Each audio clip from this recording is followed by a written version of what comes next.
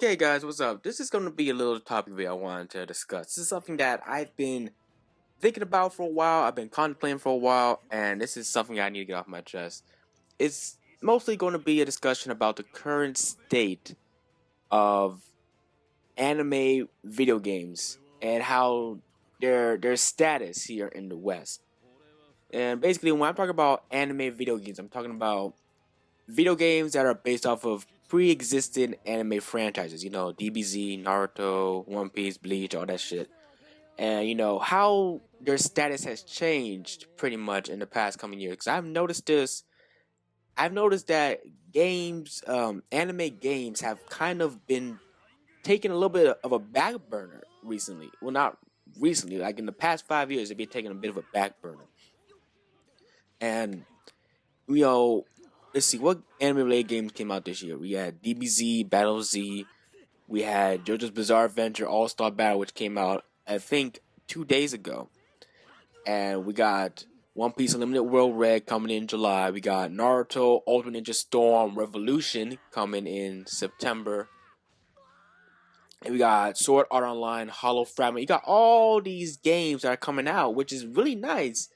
But the thing is, though, the way they're being released here in the West is kind of questionable. It really is. It's really questionable. About half of these games are being released digitally download only. And majority of them, at least 95% of them are being released without any dual audio. Just Japanese only and with English subtitles. Now, I know a lot of us are okay with that. Most of us prefer Japanese voices. I'm someone who likes both English and Japanese, because, at the end of the day, it all benefits, it all has its strengths and weaknesses. But the thing is, how are you going to reach a larger North American audience if you just have Japanese voices with English subtitles? Because the average North American consumer is most likely not going to play a game if it's not in their language. And it just doesn't apply to North America. It also applies to other countries as well. In France, they're most likely not going to play a French game if it's not in their language. If it doesn't have like any sort of French dialogue. Same thing with Japan too. They're most likely not going to play a game if it doesn't have like a Japanese dub or some kind of Japanese audio. And this kind of is restricting anime-only games a bit because you have these games that people are interested in. I've seen a whole bunch of comments on Facebook, Twitter, people say, "Oh, this game looks very interesting. It's an anime game I'm pretty interested in." And they're like, is it gonna have dual audio? Is it gonna have English dub on it? I'm interested in checking it out. And that's kind of what's restricting Namco Bandai a bit because Namco Bandai, they're very adamant of releasing that kind of stuff because unless it's DBZ or Naruto, they're not really going to release a game most likely with dual audio. And that's because DBZ games tend to sell very well, Naruto games tend to sell very well.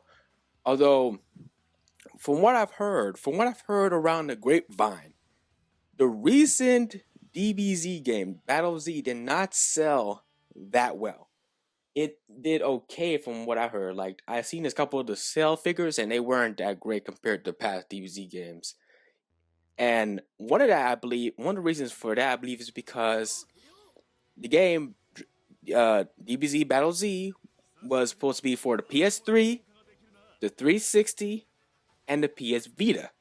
However, when Namco Bandai localized it in North America, they put it on the PS3, the 360 with physical retail releases, but the PS Vita version was only digital download only.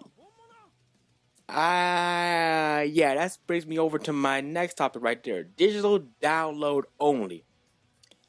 I know some people are okay with this, but when you're downloading a digital download only game, you have to take into account that not everybody has a lot of free space on their console or handheld, especially a handheld. That's for damn sure. I know people if you're downloading like a 6 gigabyte game for a handheld, for a PS Vita or a 3DS, that's like, what the fuck? It's like a whole bunch of memory you're taking up right there. And not a lot of people will be willing to do that. because there's a lot of memory you're taking up as well. And most people still today, even though digital download is slowly starting to make its way into gaming, even though it's starting to become a bit of a subset in gaming, most people still prefer to have physical releases. They still prefer to have physical hard copy releases. Now I know recently Namco Bandai has been doing this thing where they've been doing limited physical releases, which is a good start in the right direction. But you got to find a way to get that audience, Namco Bandai, because anime games, I'm telling you, most Westerners, from what I can see, aren't very that appealed to anymore, unless it's a familiar title like DBZ or Naruto.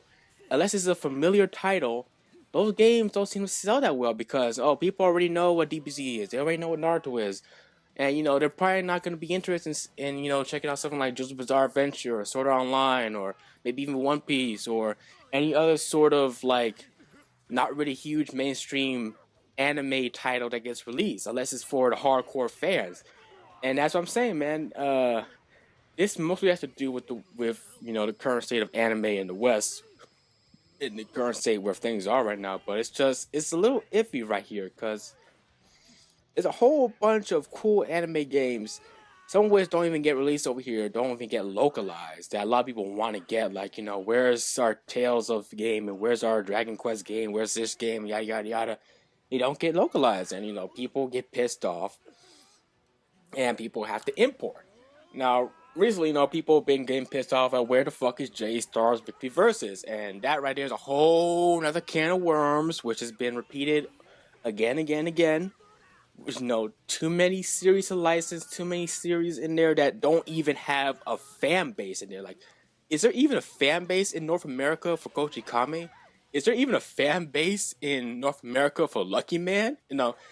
There's barely even a Saint Seiya fan base over here, man. So don't expect that game to get localized at all.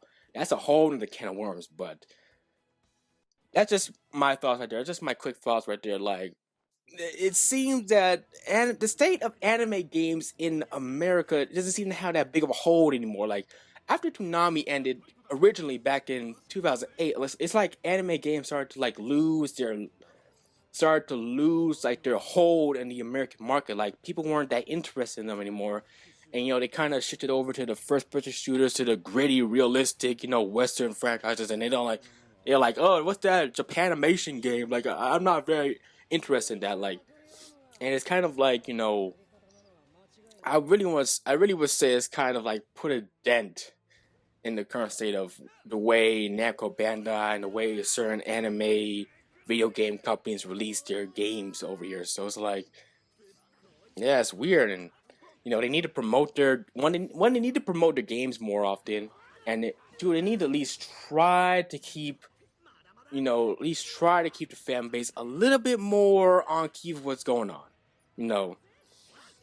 But I've been rambling on for a little bit too much. Tell me your guys' thoughts down below. What do you think about the current state of anime games here in the West? Like, is there like a need for change going on? There needs to be some kind of change going on.